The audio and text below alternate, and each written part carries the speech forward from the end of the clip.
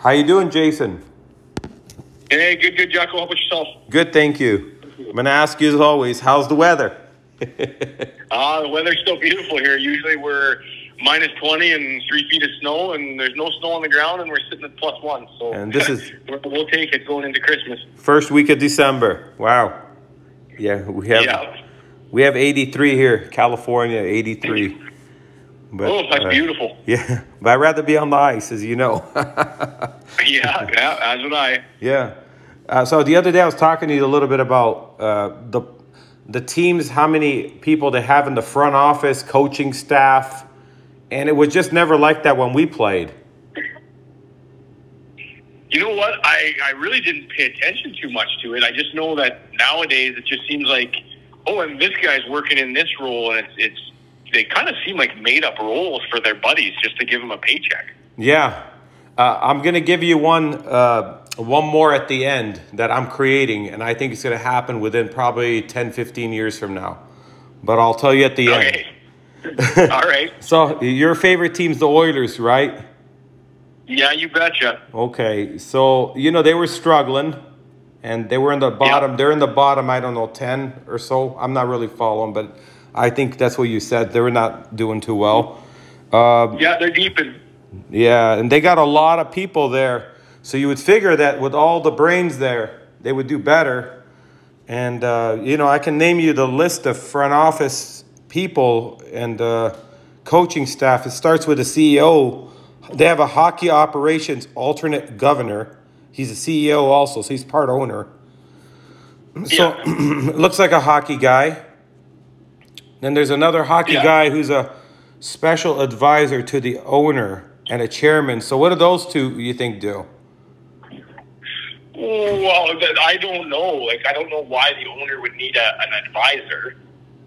You think the advisor's like, hey, this is this guy needs a position. We need to pay him. We need this for our team. This guy, we need him, right? And the owner's like, all right, let's just sign a check and, Yeah, I guess these guys that own the teams, they have more money than God, so they really don't care about, that kind of stuff. So it's like, sure, you want to pay your buddy some money? Here you go. So they give the team $80 million. He's like, to the president, he's like, here's $80 million, do whatever you want with it. And then they don't really follow the real close of their payroll. And then at the end, what they do is they probably raise the ticket prices for the fans. So the fans end up paying for it, Oh, absolutely. The fans always pay for it. Yeah. That's just the way it is. It's a business, and the business is making money for them, and someone's got to pay for it. And unfortunately, that's the people and the bums in the seats. Yeah. So Oilers look like they have 3 presidents: a general manager, president, hockey operations, the next one, and then you got a special advisor to the alternate governor, hockey operations. So I don't know what that title is. Again, these are made up things. Realistically, you need an owner, you need a president, you need a VP of operations who he's going to be kind of looking after the, I would say the kind of organizing the scouts and stuff like that. You're going to have obviously your scouting staff, and then your head scout, which is going to be kind of, hey, go look at this guy, go look at that guy to organize it. A coach, a trainer. Probably a strength and conditioning guy. Yeah. Pretty much all you need to run a team. It's it's true. You don't need 19. You don't need 19 people with made up titles just because they're your buddies. I think that just, to me, looks ridiculous. Well, you remember in Bonnyville we had Milt, who had a title. That was kind of fun to play around. But what was his title? The regional general manager. Oh, was that his title? Yeah, that's what we called him. That came on later on, but I remember he had a title. So the next one's an assistant general manager, plus he's general manager of the minor league team. So I don't know. And there's another assistant general manager who's a salary caps operation. I just laugh because this is all these guys are here. Here's an assistant general manager, and he's director of professional scouting. So how many assistant general managers do they really need? Well, obviously they need 10 of them. Let's see the next one. More than what they have right now, because it's not working. Well, they got a director of amateur scouting. So he's Yeah, directing that's a normal everybody. one there. Okay. There's Yeah. a chief amateur scout. So what's the difference between that guy and the other guy? I would probably say nothing. Nothing. Okay. Or maybe it's a guy that's been there for a while and did a really good job, so they gave him a title change to make him feel good. Yeah. But, you look at those guys, like, I don't know what an amateur scout makes, probably a couple $100,000. Yeah. And I don't know how many scouts they have on the floor, but I'm sure quite a few of them. Well, at least a dozen on the average. Yeah. And then you got head coach. Yeah. I understand we need him. You got an assistant coach. Yeah. Another Yeah. assistant coach. Yeah, And you I got get a that. goalie coach that we never had before. I think they're a distraction. Well, no, I do agree with the goalie coach because they are the forgotten soul, right? They, you go through practice, the coach is always fixated and focused on his systems, his power play. Well, who looks at the goaltender and says, hey, man, you're dropping your glove too low, or, when the guy's shooting, you're dropping too early, or you're not, you're loud. We got to work in somebody that's working with them, because they are forgotten, man. They're just the quiet little goats that sit in the net and get frozen rubber shot at them 100 mile an hour, and they're like it. Well, I got to ask you, who's the greatest goalie of all time? The most winningest goalie? Most winningest goalie. Yeah. Martin Brodeur. I'm going to go. I was going to say Martin Brodeur. He didn't have a goalie coach. Well, yeah, he was good. He's like good. Well, what I'm saying is I think goalie coaches are a distraction in practice because goalie's trying to focus on the release of the shot, watching the blade, and you got this guy talking in your ear every second. I just I don't think it's good. It never does good. Look at the goaltending. How's the Oilers' goaltending? It is absolutely atrocious, Jack. Okay, thank you very much. Well, you know what? I don't even know if it's the goaltending because, we've had goaltenders that, we shipped off. Cam Talbot's in L.A. having a heck of a year. He was no good in Edmonton. I blame it on the defense. Defense, okay. And then the next one, what I mean? Yeah. The defense, I think, has been struggling for years with the Oilers. They just haven't had the same. They always have been, yeah. Yeah. Next one's a video coach. So this guy's the one who reviews all the stuff that happens out there. Well, I think what he does is so you know how the coaches are taking notes through the game? What I think he does is they write something down, like, say, a time on the clock in a period and what happened, and then this guy's job is to go back through and cut out all those clips and basically have everything prepared for the coaches to sit down and have a meeting with the players or team or whatever that looks like, right? Editor. Oh, call him he's editor. basically an editor. Yeah. Yeah. I mean, I guess the coaches probably could do that too, but there's value in video. Then you got a skating coach. So have you seen any improvement in the skating department besides McDavid?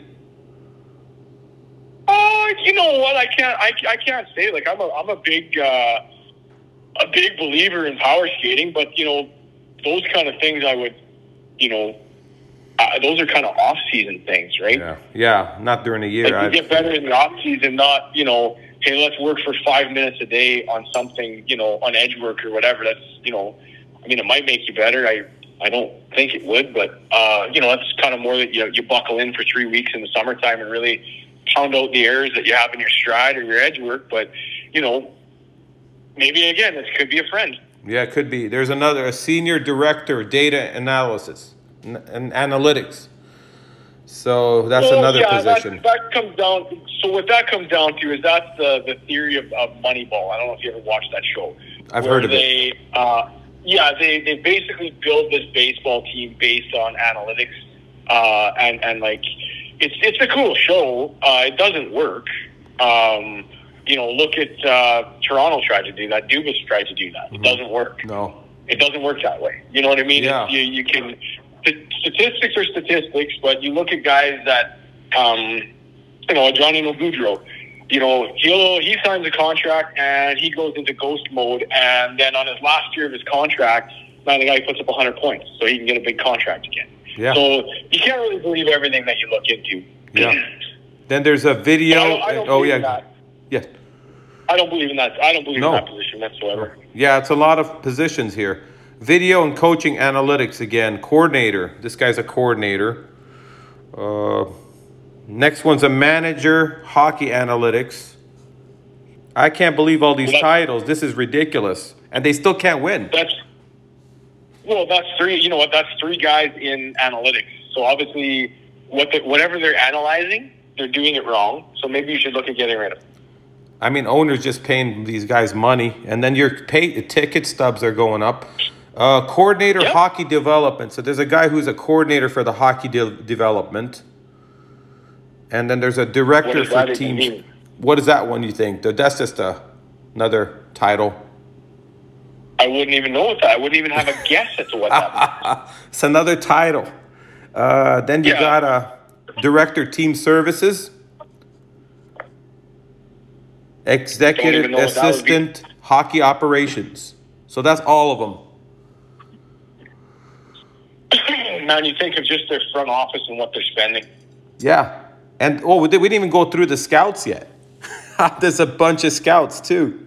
That's just the guys. Probably, there's probably a dozen of them. And obviously that's needed because these guys are traveling all over the world and watching games and that kind of stuff. So you kind of need those guys in there.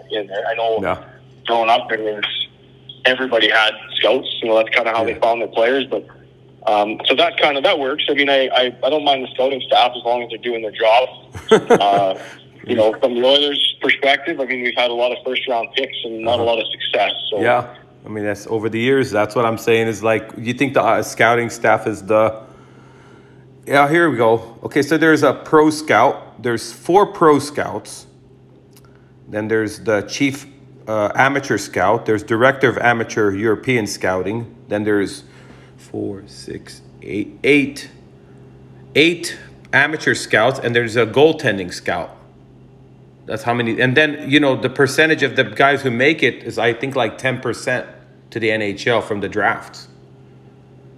Wow, it's crazy. Yeah. And they're pretty much former players that are doing this. It's obviously friends of friends. So if I'm your friend, Jason, right? So you know that if I ever got on a team that I'm going to hire you. Well, you have to, Jack. That's the way it goes. We just reviewed it. They're all buddies. It's a boys' club. Yeah. You look at teams that are successful. Like I'm a huge Colorado Avalanche fan. I think that team is built the right way. Yeah. Them drafting Cale Makar and bumping him into the whatever it was, number 3 position in the draft, or wherever he got drafted, 4, 5, 6, wherever it was. But I mean, he jumped significantly up. That tells me their scouting staff is amazing, because that kid came out of the AJHL, Tier 2 junior, and they still found him, right? And he went high in the draft. And look at him. He's fantastic. They Landeskog, they've got McKinnon. McKinnon, in my opinion, is the best player in the world. Yeah. I know they don't say that, but I think from a complete player standpoint to his compete, all of that, his skill set is incredible as well. Skating, shooting, passing, everything's there. So to me, I guess if I'm winning the Stanley Cup, I'm having Nathan McKinnon on my team. And he's like the Mark Messier of the day. I mean, Mark Messier could do everything. And the thing about the Avalanche, they were thinking outside the box, and they went and scouted the Tier 2 program. So they were not like just, we're going to only scout major juniors. They went and did something a little different than everybody else, and they ended up getting Cale Makar, which is they were smart. Yeah, they're very smart. And I think that there's, as time goes on, I think you're going to see more and more players get drafted out of Tier 2. And the reason being, if you're drafted in the Western League or the O or the QMJ, you have 2 years to sign that player. So you draft them at 18. By the time they're 20, you have to ink them to a contract. Yeah. If not, they're free agents again, right? So that's pretty young to decide whether, don't get me wrong. I'm not saying every player is this way, but I mean, you're drafted in the first round. Likely, you're worth that contract, and you're going to play in the NHL at some point in time. But if you're looking at it from a safety perspective, from a scouting, I would see more Tier 2 junior players go, because now they get drafted at 18. In 2 years, they go to college. When they're in college, they have 4 years to sign them, because if they sign them, they're considered a professional. They lose their scholarship. Yeah. So they gain an extra 4 years of watching this kid develop before they have to make a decision on him, which I think is the smart way to go from a draft perspective. Yeah. What I was thinking, it'd be fun to put these guys on the spot, these scouts, like at the draft. Like, say they're drafting first, second, or whatever, and then someone will go up to them and say, "Hey, how come you don't draft this guy?" And I want them to give an answer like, "Well, we don't think he's good enough." And then when the draft happens and everybody can pick their picks, and let's see that player come back, how well would he do? I mean, it's just all about opinion, is what I'm saying. It's not everybody's. You know, it definitely is opinion, Jack. Like, I could watch a hockey player and be like, man, I love him, and you could watch him and be like, are you kidding me? I don't like this, and this about him. I'd never touch him, right? So it's kind of one of those things. And obviously, when you're working for a team, the team has an identity, right, from a scouting perspective. So they know going into the draft, like, our identity is fast. We want a massive back end, so don't go draft me a 5'10" defenseman. Write that kid off. I know he might be good, but he's 5'10", and we like size. We want to be the Vegas Knights, where our average size is 6'1". We want to be big and heavy on the back end. So that's what you're kind of looking for when you're going out with a purpose. I think the teams that are very poor at drafting they don't have a vision, they don't have an identity. I do believe the Edmonton Oilers are that way. That they don't have an identity of, this is our philosophy. This is what we look for. This is what we're growing towards. We need to have this, and one. I think they just look at it and be like, hey, that guy puts up some numbers. Let's draft him. He looks like the next best player. Yeah. Well, it's not about the next best player. It's about the best player that fits your system and your identity. That's what they do. It's all like that. Yeah. So you want to hear which one is my position, like for a team position? Yeah. And I think that some teams will do it now because they need their buddy in there. Equipment advisor. And you're going to ask me what that is. So, what is an equipment advisor? Well, he's a guy who checks the players' curves, sticks, make sure that they're using the right flex, and then skate blades, make sure they're using the right hollow, radius. So he goes on the team, he gives his opinion. It's like a coach for the sticks. He talks about the sticks for them, and that's a position that they're going to probably create. An advisor to the trainer. Yeah. And then he checks the players. Oh, you're using the wrong flex. You'd be better off with this flex. So he's kind of like a caddy for hockey, like a caddy. Yeah, a hockey caddy. Yeah. Exactly. So that's what you're seeing. I can see that. I think, Jack, it'll be less than 10 years and you'll see that. Yeah, another position for their buddies. I don't know what the title will end up being, but it's going to be some sort of equipment specialist or something like equipment that. Technician, or equipment advisor. I really believe that he's going to be working with the trainer, and he's also the guy who says, hey, you know what, that's too much flex for you, and he calculates where, with his shots and everything, and then they're going to go with the radius. Oh, you skate so style, you need this kind of radius. That's his job, right? Because coaches don't know that stuff. So he'll come in and he'll have a title and get a paycheck. And I could see that, Jacko. Yeah. That would be a great buddy position. I wish I had a buddy that could give me that job. Yeah, that would be ideal. I love playing with sticks and skates and stuff. You get to curve them every day for them, and you can bend them or whatever and fix whatever you think they need, the height, all of that. So equipment advisor. So I think that's going to happen. I'd take that job. Yeah. So we're creating it right here. So that's the job. And probably NHL team guys are listening. They'll be like, oh, yeah, I think you're brilliant. Let's find one of our buddies to put him in there. Yeah, that's the edge we need to win the cup. Yeah. Well, it's all about skating, they're going to say. So, you got a guy who's an expert with skates. He's going to get you the right fit of the radius that you need for the speed and all that. They're advertising that stuff already. There's a lot of advertisements with the skates, blades, and stuff. There's a lot of advertisements and gimmicks and all that kind of stuff out there for, if you do this, you do this, and I don't know, Jacko. I've tried the new sticks, and I just seem to go right back to my old one. They twist, they bend, they open up in your hand. They're just, I don't know. I don't know how they shoot today. Yeah. 1 in every 30 shots comes off, and 29 of them are a mishandle. So yeah, I agree. I tried a couple of the new ones. Well, the students come in with these new $400 sticks. I'll just like try it. And what I usually do is I usually go against the post. So I'll line up like 30 feet back, and I'll say, if I get within an inch or I'll hit the post, this is a good stick, because it's going to be perfect on the accuracy. And usually with those sticks, you shoot, it'll go like a foot or two wide. And it's not a good stick. It's because that blade opens up. It's a lot of like not like slides in your hand twist, but that shaft or that like hosel will open the blade up. Yeah. It just they'll say a lot of kids are, oh, can you test mine? Sure, I'll do it. Oh, yours is good. And some are good, some are not. And it doesn't matter the flex for me. I'll shoot with anything. But just so that's one thing. And the other thing is that they feel like if you buy a more expensive skate for the little guys, they still can't bend their knees, and they're getting these expensive skates. They're outgrowing them before they're even really using them all the way through.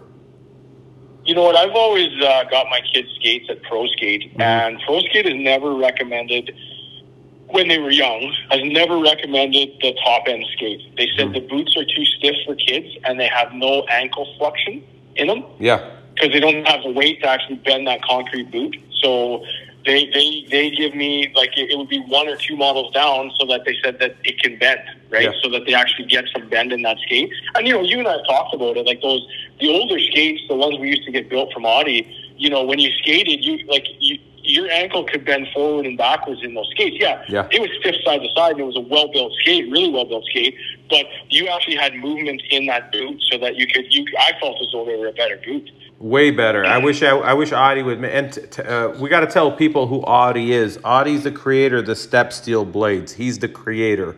So that's who Audi is. He's from Edmonton. Yeah. So we used to get our skates done. He used to go in a pro shop and rebuild skates. And really, you pretty much just picked the shell of the skate. Like if you wanted just a Bauer, I don't even remember the Bauer 3000. Yeah, the 3000 and the 5000. Yeah, he would just take the shell of the Bauer 3000 and rebuild everything on the inside to your foot. So you really weren't skating you were skating in a skate that looked like a Bauer 3000, but it was really a custom built boot. And it was $150 Canadian. That was it. Yeah. And then you put your blade on that you want.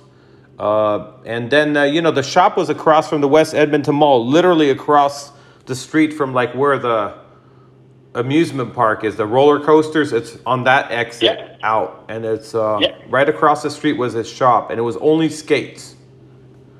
Yep. I don't think he had any skates and hockey skates. That's it. I mean, I think he had a few sticks in there, but mostly people came in, and he had like 3 sharpening machines. He was the best at what he does, and that's why we knew him. Yeah. Well, he had all the Edmonton Oilers got their skates built there. He had guys from all over the NHL really fly in, and he'd build them skates, or he would build them. They would call him and say, "Hey, I need 2 more pairs of skates," and he obviously had their design and everything there, so he would just rebuild the skate, or they would ship him back a couple of pairs of broken skates. He would ship them 2 rebuilds and then rebuild the skates. Yeah. Because I remember once a month I would break my skate. I was really hard on skates. I don't know why, but really hard. And so I had to run 2 pairs of skates pretty much my entire life, and one was getting rebuilt while I was breaking the other ones. And by the time those ones were ready, my other ones were post, and I'd have to ship them back. Yeah, I remember that. I have a pair of Graphs that he rebuilt for me. They're from, I think, 1999. They're 704 models or something like that year. Oh, yeah. And they're still holding up. Like, they're still stiff boot. And I've changed probably maybe 5 sets of steel, like holders and everything, because the holders wore out. But the boot itself, it's actually still good. Can you believe that? That long. And I had them for... That's incredible. And think about how much you're on the ice, Jacko. Yeah. Like 6, 7, sometimes 8 hours a day. Yeah, and the boot did not break down. Still, you cannot squeeze it, and inside's like a shoe. It's so comfortable, like shoes. And he used like deer skin on the inside. He had like good materials. Yeah, I remember like when he would rebuild a skate. I don't even know if we ever heated them up. Because they just No. fit like a running shoe. Yeah, we Like, put they're him on. perfect. It's just comfortable. He used like the kind of soft stuff was like the orthopedic Swedish. What do you call that one? The mattress, that one that forms to your body. That's what he was putting in there in the liner inside. Oh, okay. So, Yeah. Okay. So he was Yeah. using that, and it was really comfortable.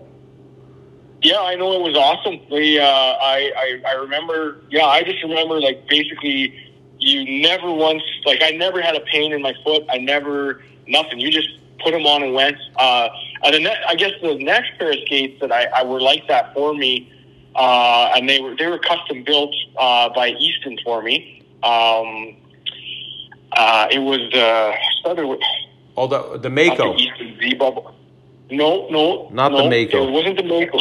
No, the Mako was the one that I helped design. Oh. Not like because I was skating in a custom skate, right? Yeah. So, and when Easton, would come every year meet us on the road with the sticks and all that kind of stuff, and that, and they, they would obviously take the mold of my foot and stuff like that, and build me a skate. And I said, listen, you know how the back is cut. I forget what they call it. It's like the ankle guard, but it's cut deep. Achilles heel. Achilles heel. Yeah, and I got them to put that there because I wanted more flexion in my push. Uh-huh. And so anyway, kind of funny thing is that's Easton got bought by True and took that same design, and now the True skates have that exact same design, which is awesome.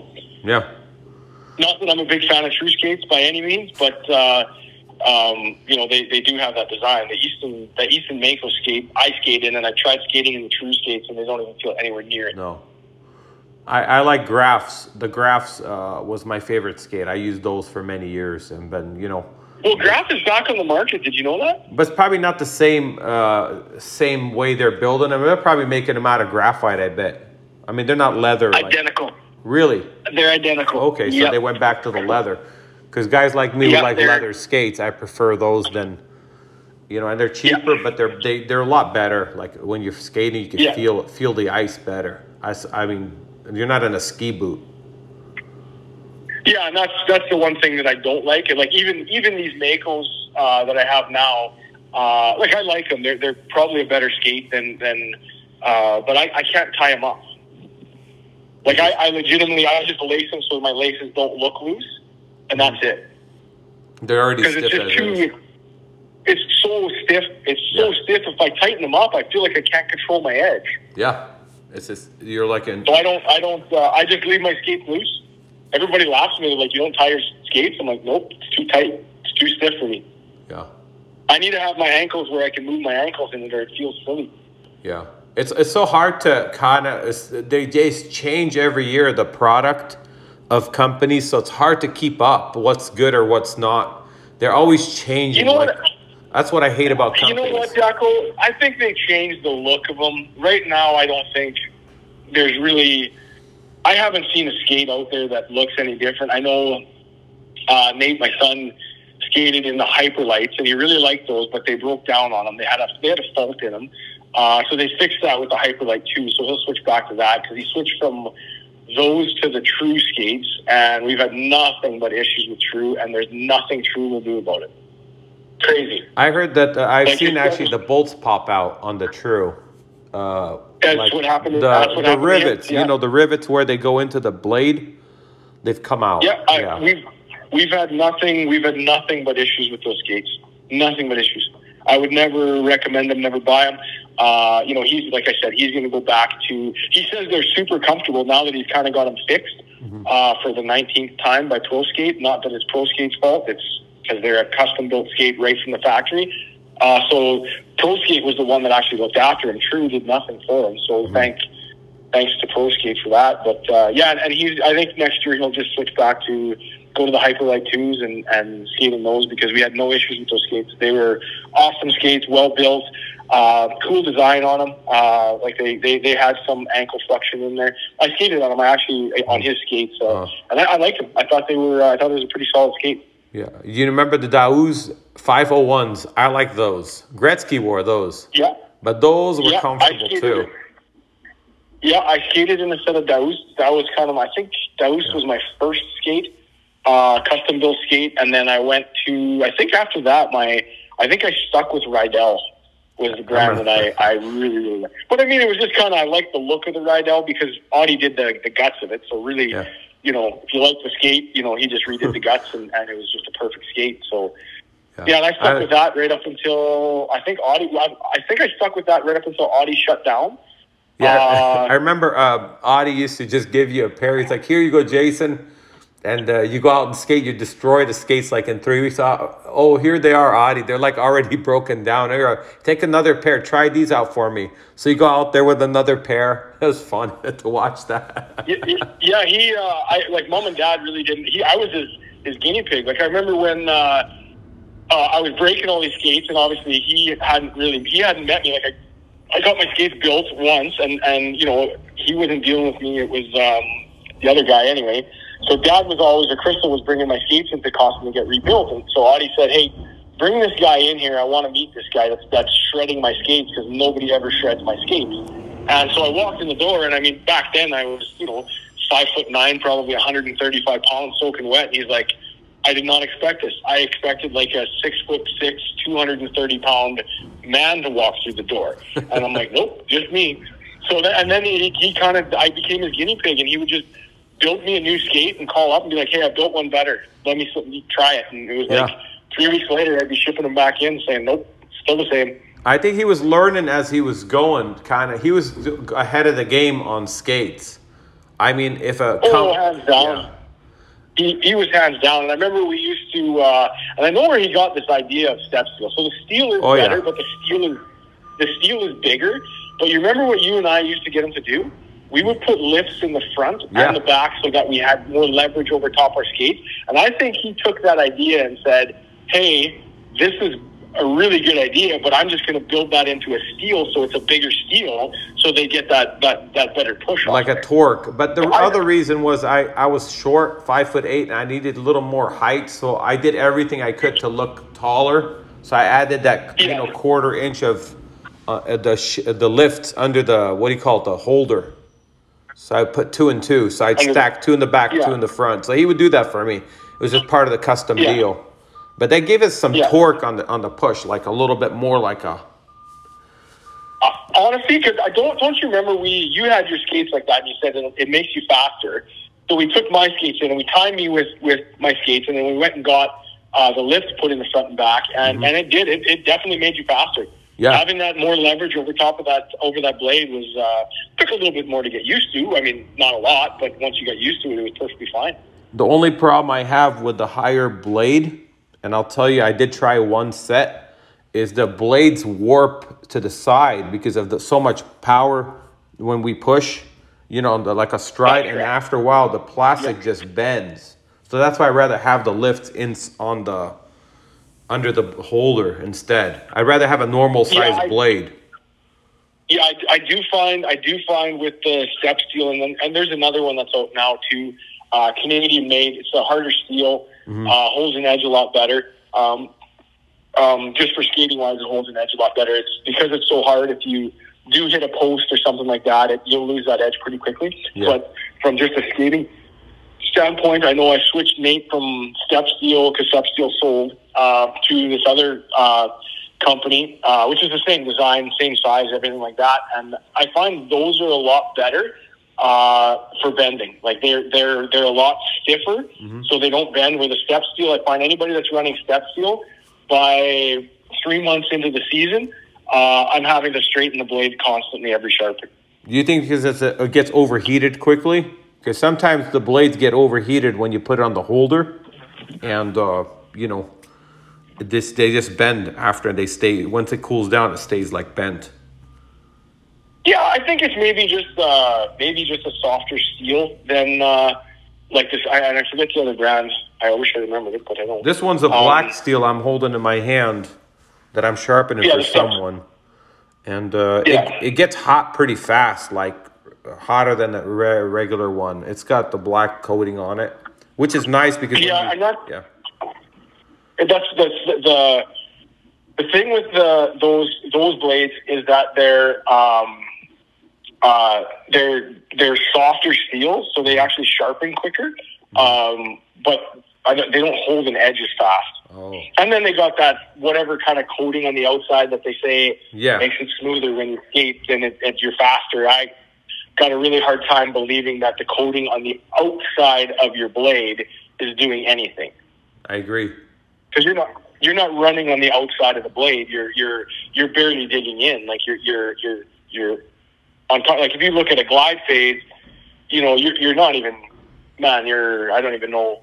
You're not even a 16th. Like you're not digging in anything. No, it's very minimal. You can hardly see that. Yeah. Yeah. I think that's the selling point. It is. It's a gimmick. There's a lot of more gimmicks than a lot of good things out there with the hockey gear. And that's just, you know, if it catches someone's eye and it looks cool, more people kids want looks than anything else, or status, you know. I have a better skate than you have. You know how it is. Oh, it's absolutely that way, Jacko. It's the more expensive things you have, the kids think you're a better hockey player. And you know, my son still, you know, he likes the Hyperlite sticks, and I mean that's how long have the original Hyperlite's been on the market, like 4 or 5 years, and he still uses those sticks because that's what he likes. And all these other kids are switching to the Trigger 9 Pros and this and that because there's a new one on the market, and it's going to give me a better release, and it doesn't do that. No, they're all the same. Yeah, but the parents believe it because they're not hockey people. So the kids will be like, you know, I need this stick because it's going to make me shoot better. But I got people coming in every day into my rink, and I see the sticks that are coming in, and it's not making much of a difference on their shot. It's the same. Like they're not just using from one stick to the other that they're going like 10, 15 miles faster. It's not happening. No, it's not. You know, the only stick that actually Nate, he's pretty fussy with sticks, as we were, so I'm not complaining about it. That he said felt different was the, I don't remember who. I think True might make it. It's the Hazardous or something like that. I don't know that one. Yeah, I don't know. I'm a Warrior guy. Yeah, it's not Warrior. I think it's the True Hazardous, I think is what it's called. And the Flex is actually wherever your hand is. Okay. It's a different design. I don't know. That's what they claim. Mm-hmm. And he's used it and said, man, the puck comes off like really nice. Did you see a difference or no? I wasn't there when he was shooting, but he said it felt like really, really good. He said it didn't matter if my hands were closer together or my hands were farther apart. He said that it popped every time really nice. So maybe that's one to try. Yeah. I would love to get like our pattern in some of those sticks to try. I'm a Warrior guy. Warrior makes a great product. The checkered pattern was all created from Warrior. So all these companies that are doing the checkered pattern, that all started with Warrior. They're the ones who started all of that stuff. So they're the. And you know, I've always been a Bauer guy. Mm-hmm. And I remember the Bauer Vapor 20 was my first pro pattern, and that was the best stick I've ever used. Well, that Bauer Vapor 20 that you used was made by Innovative, which was Warrior. Because Bauer didn't have a company. Yeah, Bauer did not have a company till 2005. Oh, I did not know that. Yeah, so you know that Vapor 20, the one that you used in college, right? Yeah. I would love to get my hands on one of those again. That was I just love the pop in that shaft. I love the blade. Everything was just I don't know. The color was nice too. The color was cool. Yeah, black and blue. Yeah. Yeah. Everything, and it had a good kick point on it, and it was light. Yeah. Yeah. Yeah, it was honestly, man, that was my most favorite stick, and I don't know. I had a couple of them, and I don't know where they went to. I've looked around at Mom and Dad's house, everywhere, Glenn and Shelley's house, and I cannot find one of those. Cannot find it. Maybe and I know I had two. I know I had two, and I don't know where they went to. Huh. Yeah, those sticks were good. That was the first. That was the first Bauer one piece.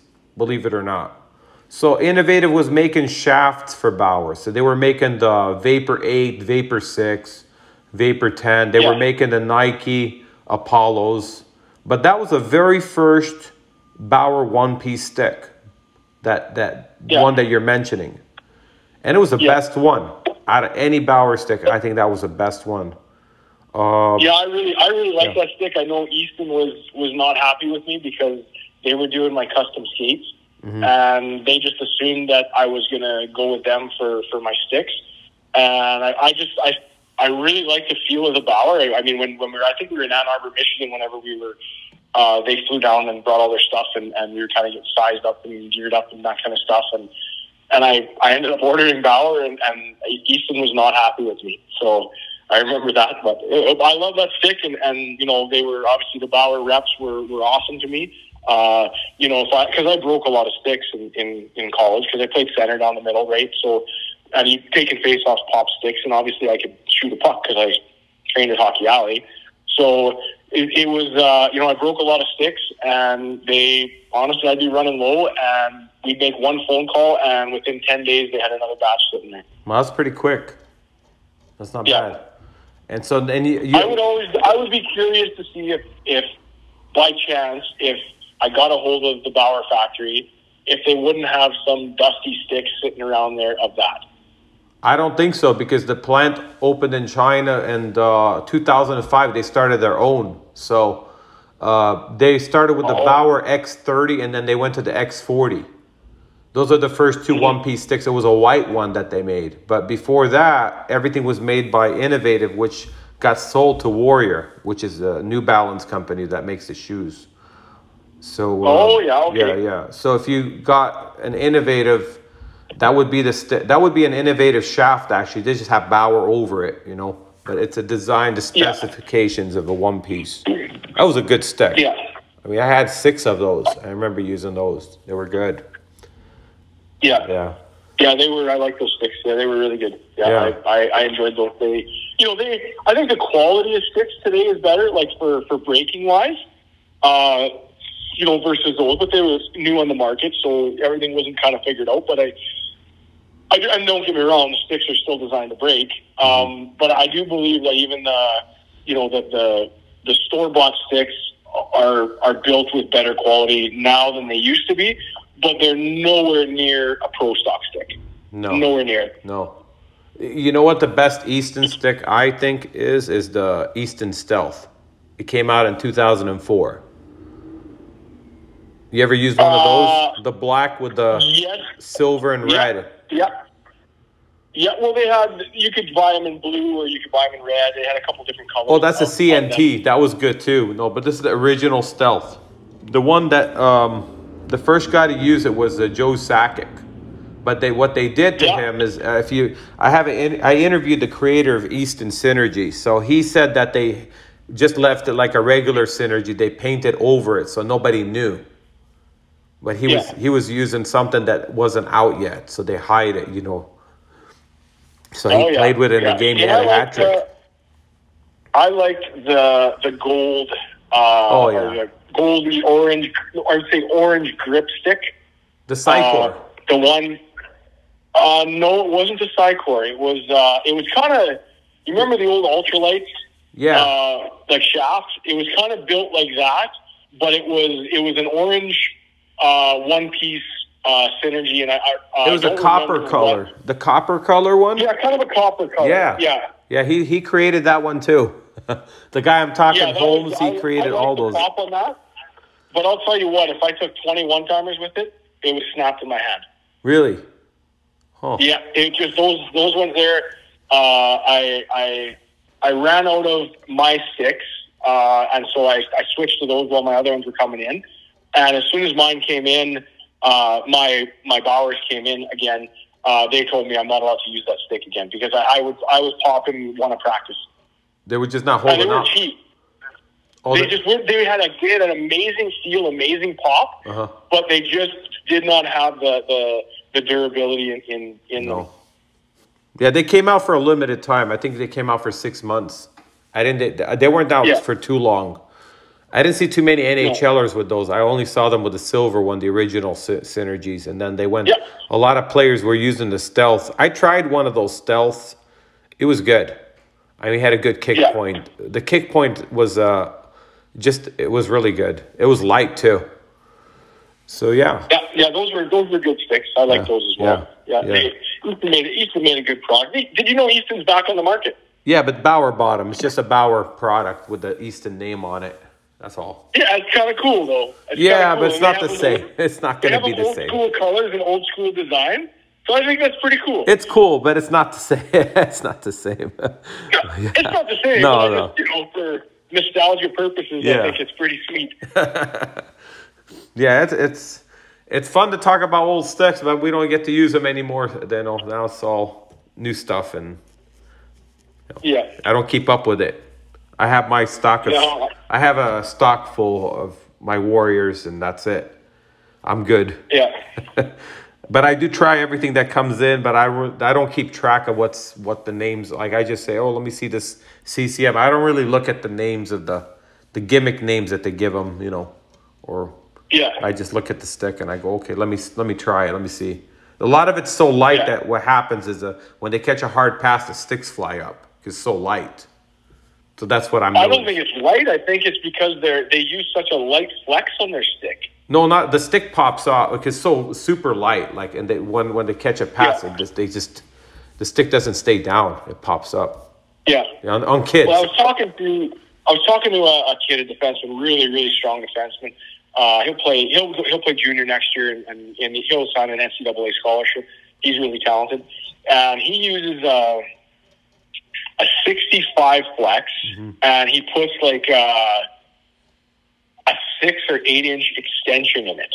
Like he uses a long stick. I'm like, how the heck do you catch passes with that, or one touch a pass? And he said, well, you have to really go low on your stick with your hand, Yeah. and because he said if not, it's just a wet noodle. So he goes really low. And I was just, oh yeah, he's like and I watched him in warm up day where he was just touching back and forth with his D partner, and yeah, his hand was below halfway on the stick to one touch a pass. And I'm like, well, that doesn't seem effective and efficient by no means. No, that's the way he's been used to it. So I guess if it works, stick Yeah. with it. Yeah. Well, and he said it's effortless to shoot. He said I don't have to throw my hand hard. I just kind of push down and it pops off. And he said for a D-man, that's what I need. He's like, and I don't take slap shots. Oh, he doesn't take any slap shots. Okay. No slap shots, no one-timers. Oh. And I said, well, you're kind of limiting your game by having Yeah. a stick like that, which eliminates some opportunity for you. Yeah. That could hurt him if he's on the power play and he just doesn't one-time it. Then they might not put him on the power play. Who knows, right? Well, he's on PP1, and he's up top, right? So he's more the quarterback feeding guy, Right. So to speak. But I mean, you still should always have that threat of a missile from the top, right? Oh, yeah, So you have to absolutely. honor that, Absolutely. and then not just play the planks, right? It's great talking to you, Jason. A lot of good Yes, you too, information. Jacob. Yeah, good hockey history. Always is. Yes, that's right. Yeah. Thank you. Have a great day. You too, Jacko. Thank